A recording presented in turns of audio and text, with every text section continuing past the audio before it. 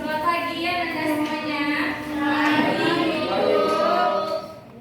Semangat belajar hari ini? Tidak. Kenapa tidak? Siapa itu? Bapak, Bu. Saya. Ya Bu, kopi kamu. Ya.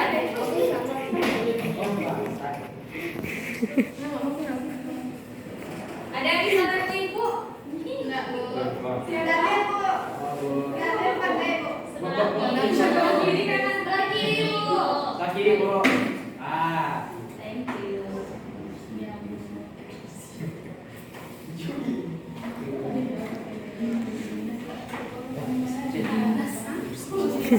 Iya. Sabar Bu. Oke, baiklah Anda semua. Kita mulai pembelajaran kita hari ini. Siapa ketua kelasnya? Abdalil. Silakan Abdalil pimpin doanya dulu. Kita mulai pembelajaran kita dengan doa.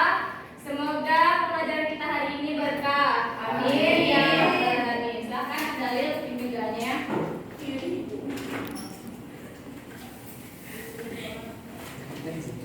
Baiklah, rekan-rekan sekalian, sebelum kita melaksanakan pembelajaran kita pada hari ini, maka sampainya kita berdoa menurut kepercayaan dan keyakinan. Berdoa minta doa.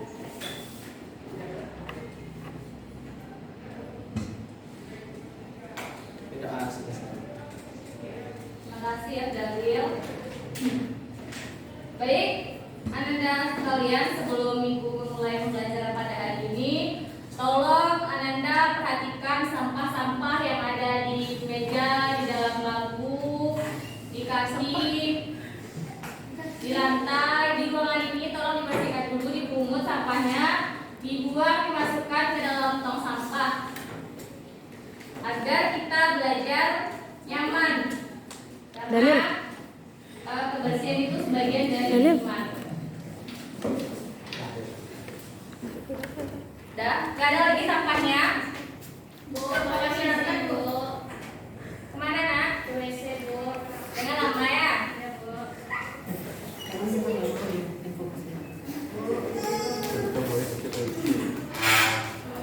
Bu, saya tampak mau bawa.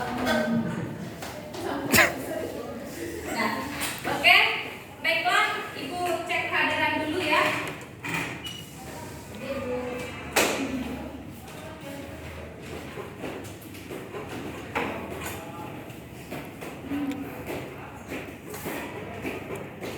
Abdalil Rahman, Hadir Bu. Bobiar Tanto, Benia Tahira, Dinara kan tuh Dinara. Gak tidur Dinara malam tadi nak. Badria, Salsabila, Wilda, Julfahri, Sakit Bu. Ilmi, Anggi, Anggita, tadi Bu. Oh, ya. Veronica, Fajri, siapa lagi? Siapa lagi namanya belum terpanggil? Siapa namanya nak? Sandra. Siapa lagi? Siapa namanya? Tiara. Ratu ya? Ratu. Anissa Faradila. Iya. Siti Muhammad. Ya. Jadi siapa yang belajar sekarang? Zulfahri. Kenapa Zulfahri? Siapa yang tahu teman-temannya? Sakit Bu. Sakit. Sakit apa dia nak? Perutnya sakit Bu. Karena kebanyakan makan sahur tadi mungkin. Oke.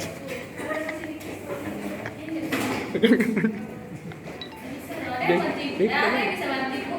Bisa tolong bisa?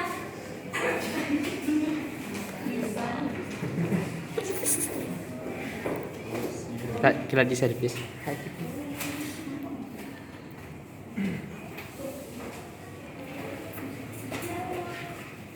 Nah, keluar kan Bu? Biasanya Bang Istiqos. Baik, Anda sekalian, sebelum kita memulai pembelajaran pada hari ini, semoga hari Anda menyenangkan dan tetap semangat selalu. Kemudian, seperti sabda Rasulullah SAW, Ratu, kenapa lagi Ratu?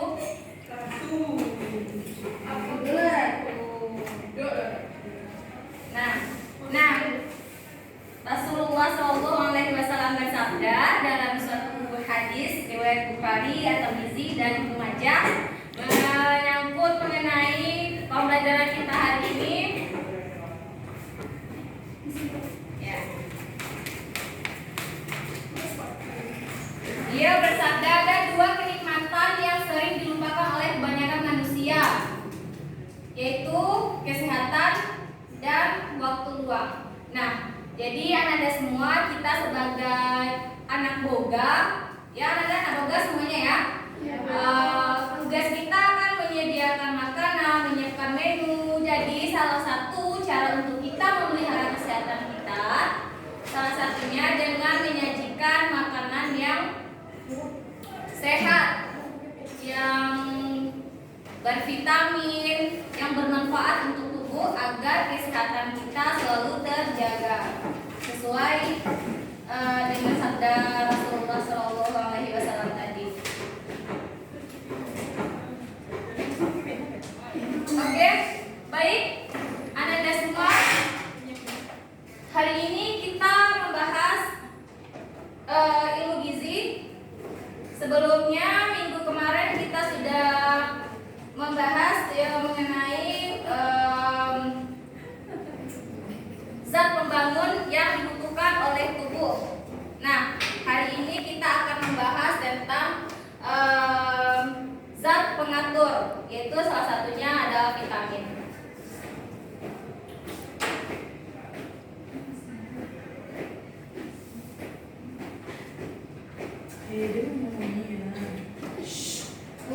Berisik Bu.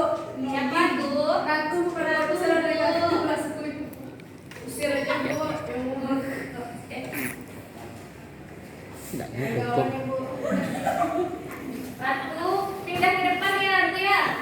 Ya Bu, semuanya tinggal Ratu pindah ke depan sini. Jangan noyik Bu. Gak ada temannya Bu. Oke, baiklah anak-anak semua. Sekarang kita akan membahas tentang materi ilmu gizi, yaitu zat pengatur yang dibutuhkan oleh tubuh. Nah, pada pembelajaran kali ini komposisi intinya bisa Anda perhatikan di papan tulis. Yang pertama, KI3-nya memahami, menerapkan dan menganalisis pengetahuan faktual, konseptual, prosedural berdasarkan rasa ingin tahu tentang ilmu, pengetahuan teknologi, seni budaya dan humaniora dalam wawasan kemanusiaan, kebangsaan, kenegaraan dan peradaban terkait penyebab fenomena dan kejadian dalam bidang kerja yang spesifik untuk memecahkan masalah. Nah, untuk KI4-nya mungkin Anda bisa baca ya, soalnya nggak mungkin dibacakan selama itu kan? Ya? Tidak jelas sampai belakang Bu. Terlalu kecil ya? Ya Bu. Oke.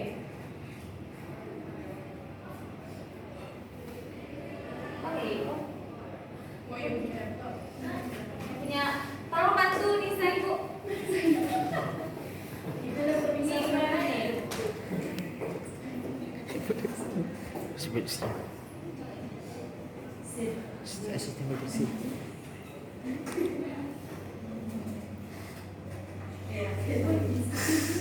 Makasih ya Nisa.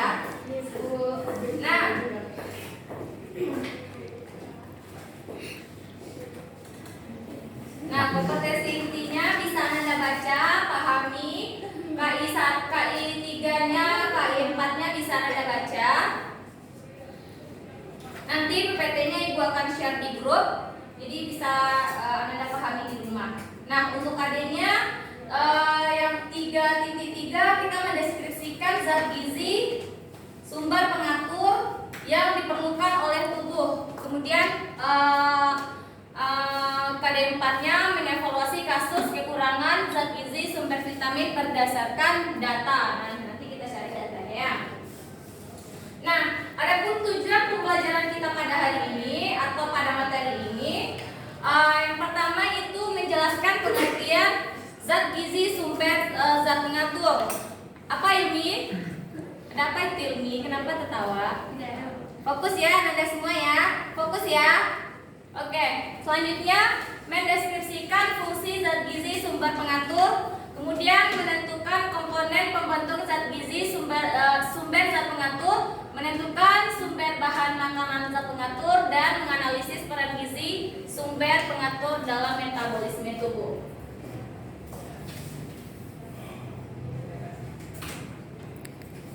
Oke, baiklah, Anda semua sebelum kita masuk pembelajaran kita yang lebih dalam. Nah, jadi kita sekarang membahas mengenai zat gizi sumber zat pengatur. Nah, pada materi ini sumber zat pengatur itu ada dua. Yang pertama vitamin, yang kedua itu sumber zat gizi pengatur yang lebih dominan.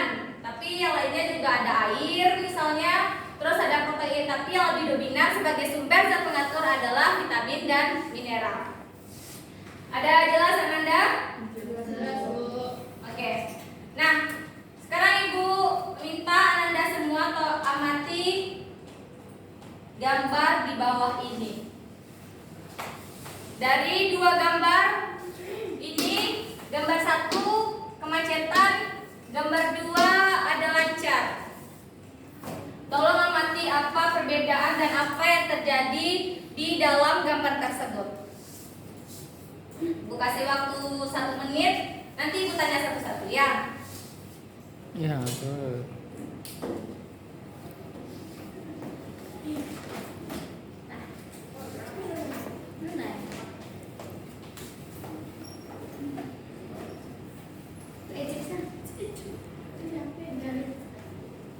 Oke, baik, Anda semua. Nah, pada gambar yang telah Ibu lihatkan tadi, yang sudah Anda amati tadi, jadi ada timbul beberapa pertanyaan seperti yang ada di papan tulis. Yang pertama, bagaimana jika di jalan raya tidak ada rambu lalu lintas? Tadi kan Anda melihat gambar satu ada kemacetan, gambar dua itu lancar, kemudian bagaimana tidak ada Pak Polisi yang mengatur jalannya, dan apa yang mungkin dapat terjadi. Dari pertanyaan tersebut, hubungkanlah dengan materi bab kita pada saat ini, yaitu zat pengatur. Siapa yang bisa menghubungkannya? Nanda? Dari gambar tersebut, dari gambar yang dua tadi. Nah, yang pertama ada kemacetan, dan gambar kedua ada situasi arus lalu lintas lancar. Nah, siapa yang bisa menghubungkannya dengan materi kita pada hari ini? Materi kita pada hari ini yaitu sumber zat pengatur. Coba kalau tidak ada yang berani menjawab, Ibu tunjuk ya. Wilda? Ya, coba bisa Wilda jelaskan. Nah, dari gambar tersebut timbul pertanyaan seperti ini.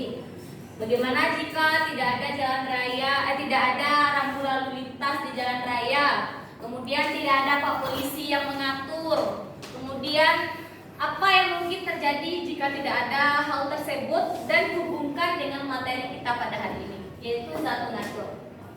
Boleh? Kalau bakal pendapatnya? Jadi di sini sebenarnya saya Wilda mau mengemukakan pendapat saya. Jadi gambar yang pertama itu tadi yaitu kemacetan di jalan raya yang terjadi karena masih kurang teraturnya jalan raya, pertama rambu-rambu lalu lintasnya masih belum ada, jadi jalan itu tidak beraturan dibuatnya gitu.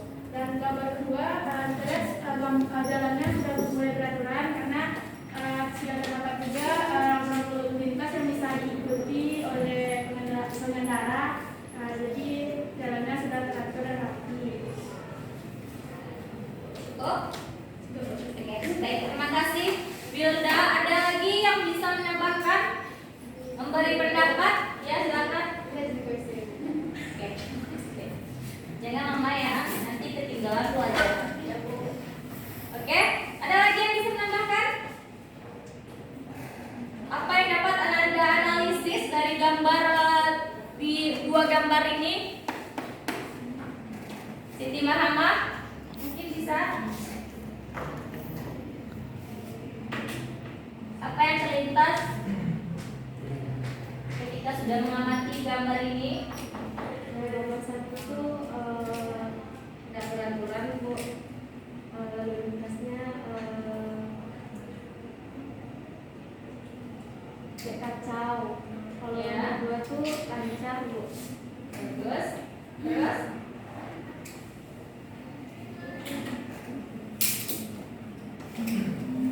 Silakan. Cukup? Nah, bagus. Beri hapus dulu untuk teman-teman yang sudah melakukan tindakannya. Benar apa kata teman-teman Anda tadi? Gambar yang pertama itu macet karena tidak adanya rambu lalu lintas. Yang kedua lancar, ramai lancar karena adanya rambu lalu lintas yang mengatur. Kemudian adanya bapak polisi yang mengatur gitu kan. Nah, siapa yang bisa menghubungkan dengan mata pelajaran kita hari ini? Nanti Bu kasih nilai plus. Siapa yang bisa menghubungkannya? Mengkaitkan dengan materi kita hari ini. Ada yang bisa?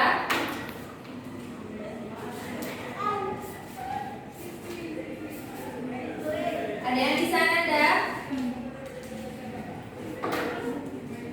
Oke.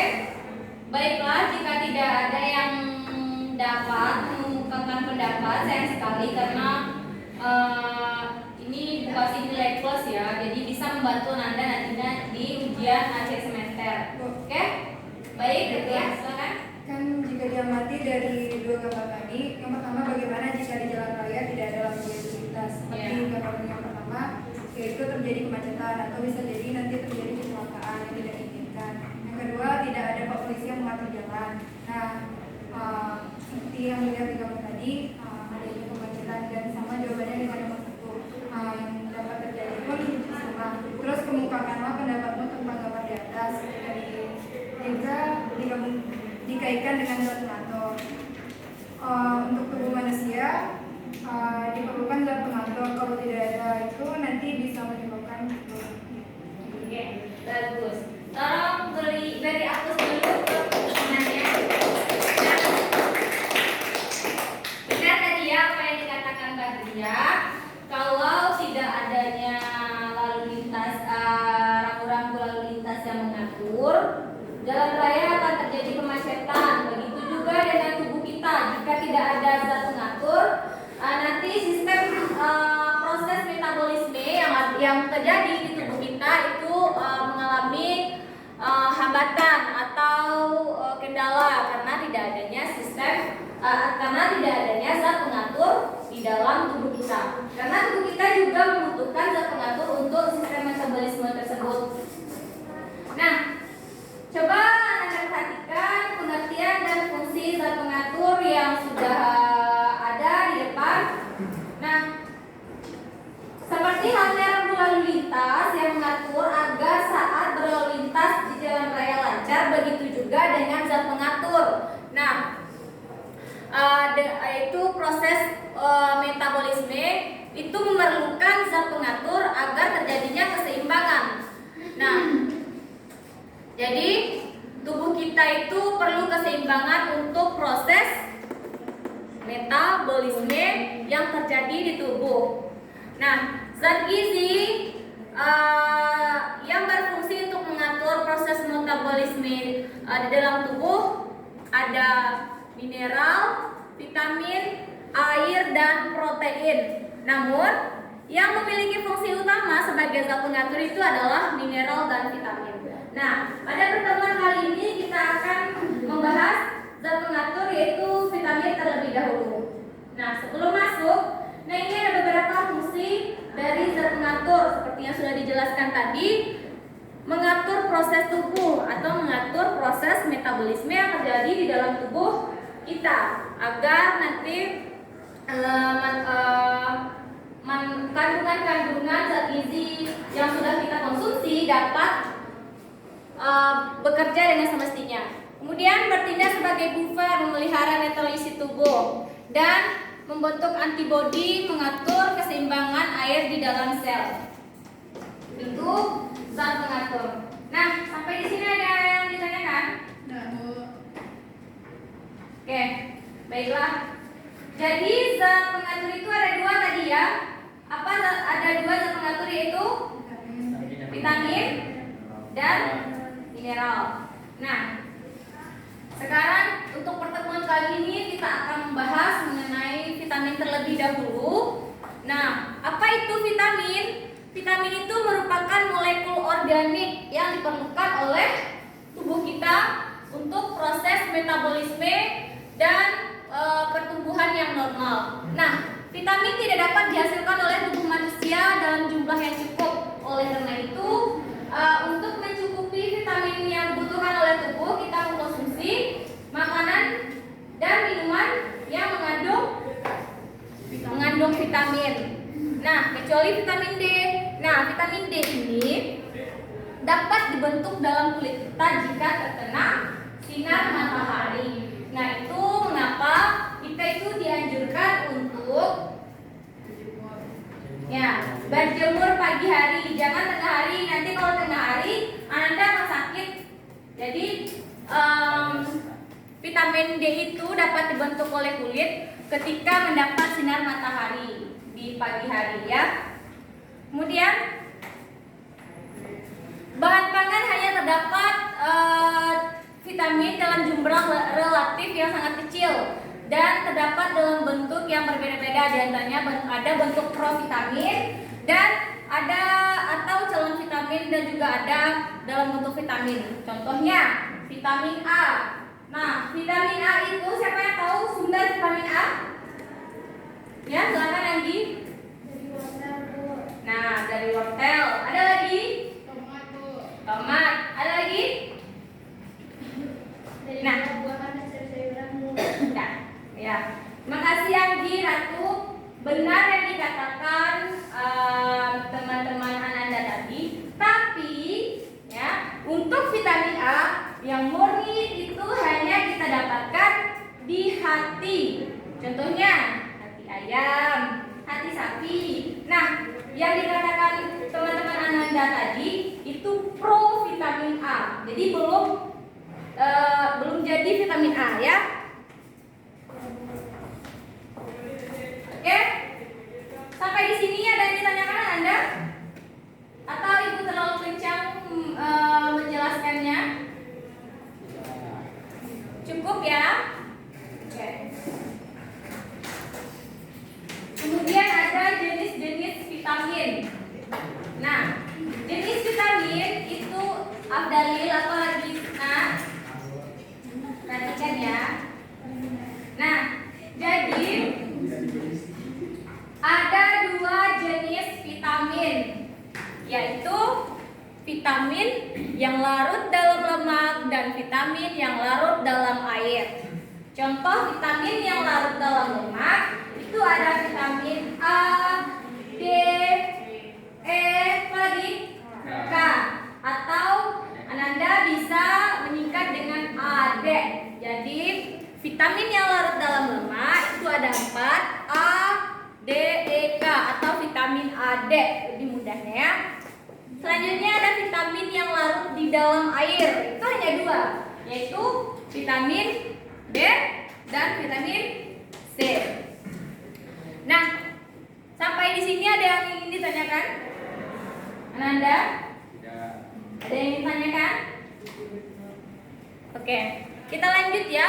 Nah, vitamin yang larut di dalam lemak itu apa sih, Bu? Nah, vitamin yang larut di dalam lemak itu yaitu vitamin yang serap dalam tubuh, disimpan di dalam hati dan jaringan lemak. Seperti halnya lemak, vitamin memerlukan protein untuk mengangkut dan memindahkan dari satu tempat ke tempat yang lain. Karena sifatnya tidak larut dalam air, maka vitamin tersebut tidak dikeluarkan atau diekskresikan. Akibatnya vitamin ini tertimbun dalam tubuh bila dikonsumsi dalam jumlah banyak. Maksudnya vitamin A ini tidak akan bekerja ini ya kan dia.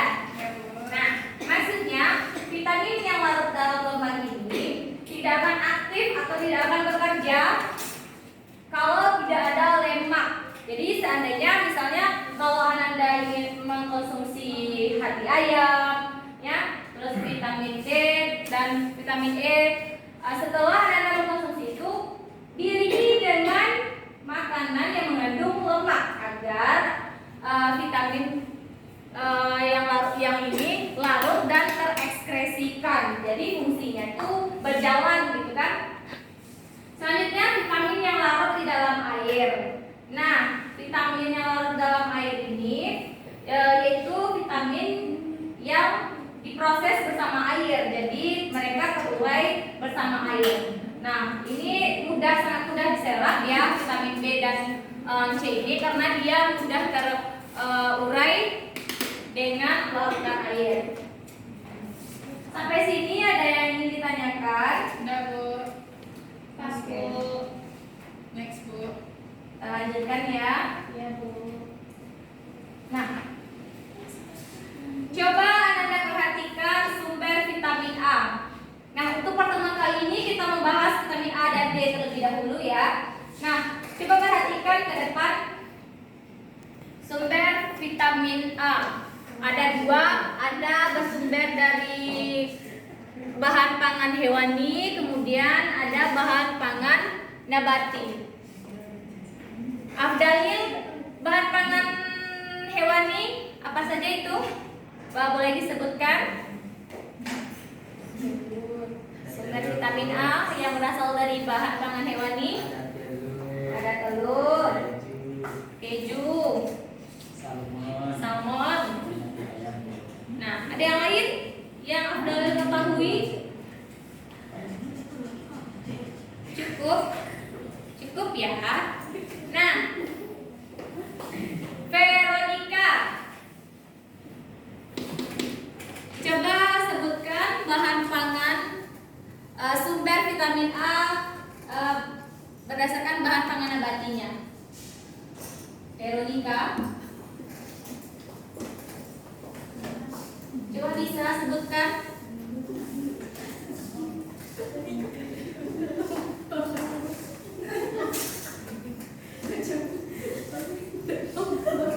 Nampak dia yang buat yang lain. Kenapa Veronica? Ambilkan ke depannya, sini dulu ya. Pindah ke itu depannya. Ada yang bisa sebutkan? Saya, Bu. Nah, silakan Ratu.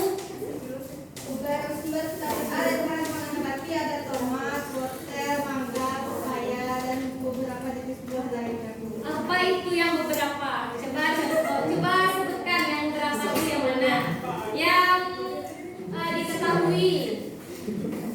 Contohnya apa saja?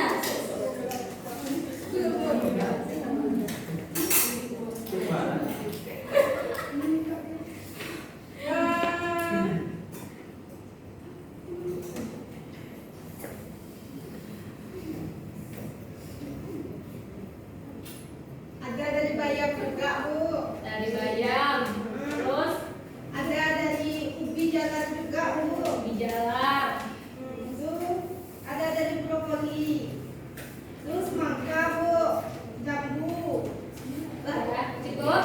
Oke, bagus. Terima kasih Ratu. Nah, dari sumber vitamin A, bahan pangan hewani, dan nabati, ada yang ingin ditanyakan?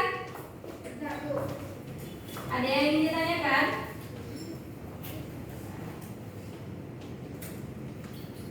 Enggak, Bu. Cukup. Cukup. Dari sumber vitamin A, bahan pangan hewani, dan bahan pangan nabati, ada yang ingin ditanyakan? Enggak, Bu. Oke, baik. Silakan Siti Marhamah. Itu kan keju dan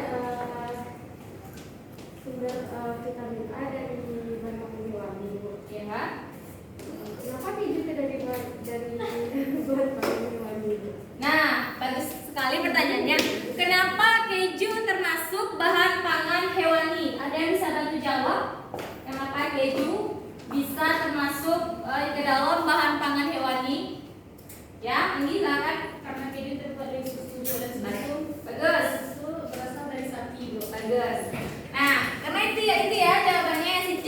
Karena keju berasal dari susu. Biasanya terbuat dari susu sapi. Bagus. Oke. Ada yang ingin tanyakan lagi? Cukup ya? Oke. Nah, selanjutnya kita akan bahas fungsi vitamin A. Nah, fungsi vitamin A bisa Anda perhatikan. Ya, yang pertama sebagai bahan untuk membuat redopsin yang diperlukan dalam proses penglihatan. Nah, itu kenapa banyak orang-orang tua bilang kalau matanya kurang bagus penglihatannya sekarang banyak-banyak mengkonsumsi tomat misalnya kan. Terus apa lagi? Wortel. Nah, karena fungsinya itu membuat redopsin yang diperlukan untuk penglihatan. Apa redopsin itu, Bu? Itu satu zat ya yang diperlukan untuk penglihatan, itu redopsin. Nah, selanjutnya untuk memelihara jaringan pelapis. Nah, ada yang bilang kan selain vitamin E bagus juga untuk kulit vitamin A kan? Nah, salah satunya itu. Kemudian untuk membantu proses pertumbuhan tubuh.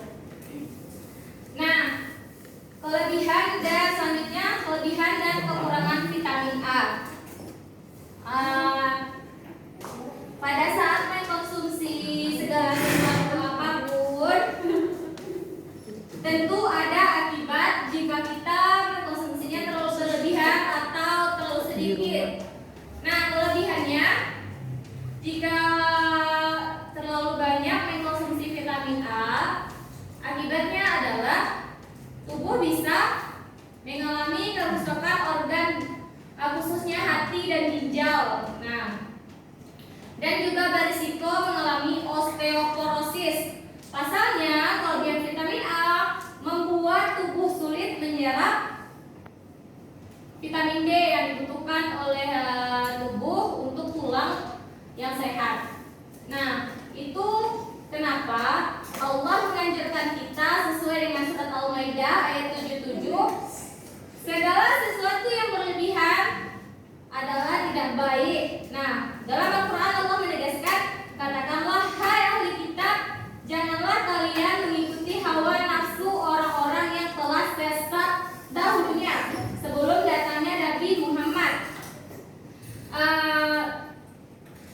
Dan mereka telah menyesatkan kebanyakan manusia dan mereka tersesat dari jalan yang lurus. Nah, itu kenapa kita tidak boleh mengkonsumsi apapun dalam jumlah yang berlebihan. Beribadah pun sekalipun beribadah tidak boleh berlebihan. Harus seimbang antara dunia dan akhirat. Nah, selanjutnya ada kekurangan vitamin A. Nah, seperti yang sudah dijelaskan tadi, kekurangan vitamin A dapat menyebabkan gangguan penglihatan, kemudian gangguan pertumbuhan dan jaringan epitel. Ngantuk Fenia? Gak tidur Fenia malam tadi, begadang? Iya, Bu. Ya, begadang itu tidak sehat ya untuk Anda semua. Kecuali begadang yang ada manfaatnya. Makannya nggak sehat juga kan, Bu? Iya. Secara berlebihan tidak sehat ya. Jadi segala sesuatu apapun itu kalau yang berlebihan itu tidak baik karena sudah dikatakan oleh Allah dalam surat Al-Maidah ya, Anda semua. Iya, Bu. Nah, gangguan penglihatan contohnya. Siapa yang tahu jenis penyakit gangguan penglihatan? Contohnya apa saja? Penyakit gangguan penglihatan yang disebabkan oleh kekurangan vitamin A. Ada yang tahu? Silakan Dinara. Rabun jauh, Bu. Nah, rabun jauh. Siapa lagi? Rabun dekat, Bu. Ya, terus? Ya, rabun jauh, rabun dekat. Apa lagi? Minus plus. Silindris. Terus ada namanya seroftalmia. Apa Ya. itu? Itu salah satu penyakit gangguan pada penglihatan. Terus ada rabun jauh atau juga disebut dengan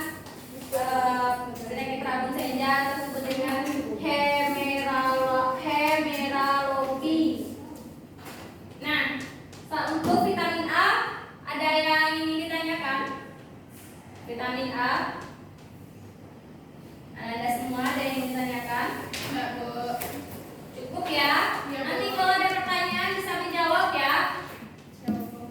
Kita nanti ada kuis untuk tambahan nilai Ananda supaya nanti di ujian akhir semester bisa membantu. Oke?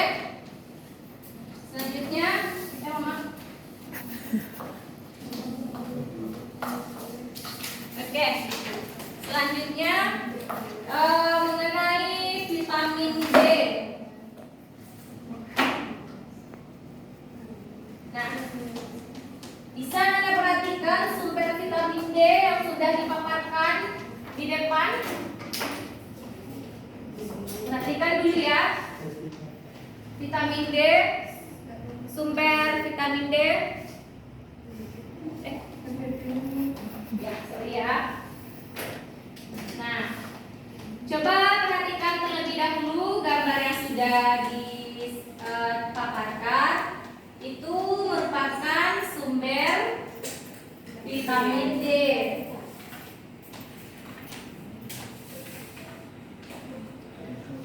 Tidak jelas tulisannya. Jelas susahnya, gambarnya nampak. Gambarnya jelas Afdalil.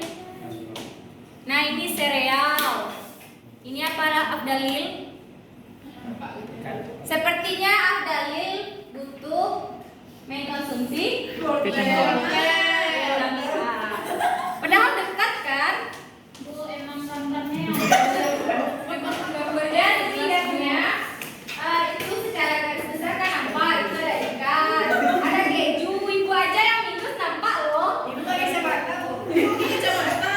Kan dari gambarnya kan bisa, kan tidak selalu melihat tulisan, ya? Berarti pengetahuan Anda perlu diperluas, banyak-banyak membaca ya. Pudar, Bu.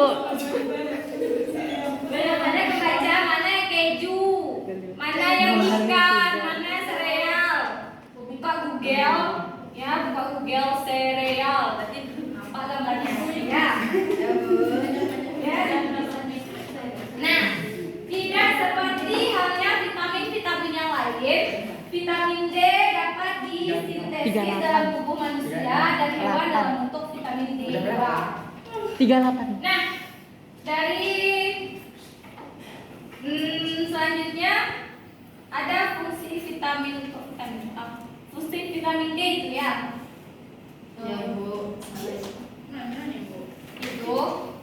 Nah, ini sebenarnya fungsi vitamin D, bukan vitamin A.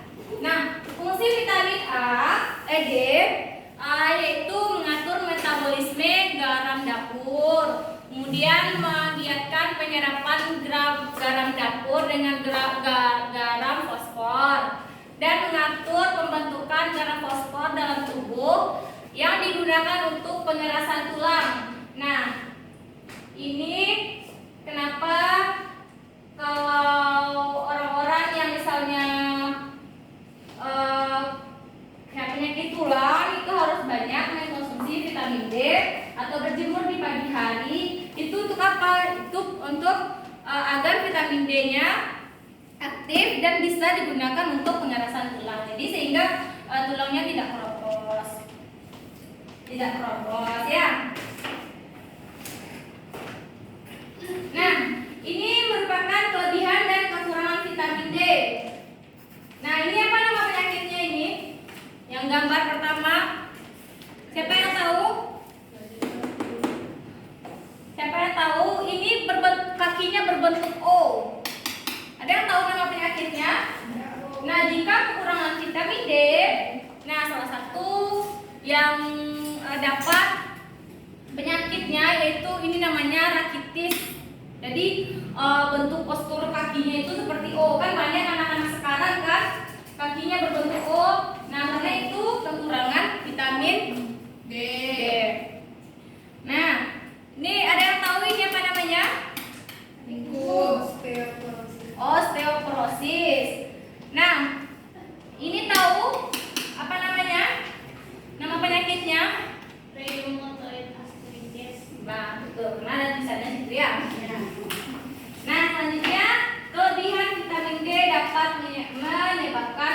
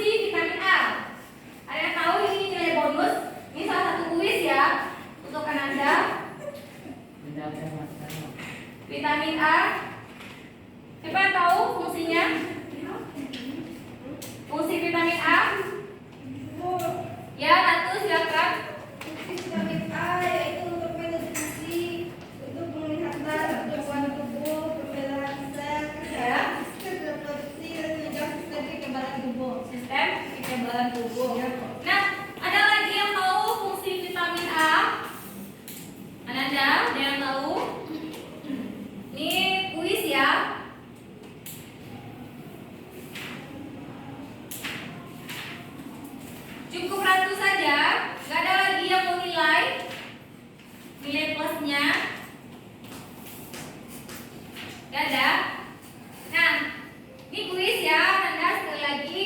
Nah, soal selanjutnya sebutkan, siapa yang cepat dia dapat ya. Sebutkan sumber vitamin D. Yang tahu? Ya, silakan. Sinar matahari, Bu. Terus Pas, Bu. pas. Dan lagi yang tahu sumber vitamin D yang ditanyakan Abdalin tadi? Udah ada yang ingat? Udah ada lagi? Nah, silakan Dinara. Lemak, ikan, daging dan sereal, Bu. Nah, tuh.